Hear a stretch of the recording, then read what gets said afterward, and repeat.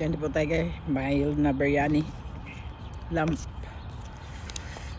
Kunting anghang lang siya. Kain po tayo.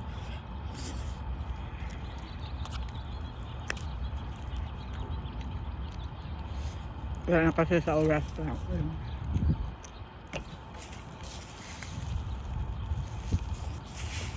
Baka mainit pa. Baka malamig dun. Yeah, sarap.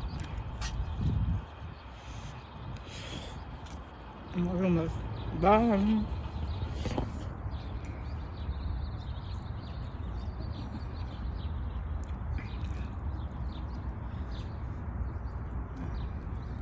Sarap dito sa park. Oh.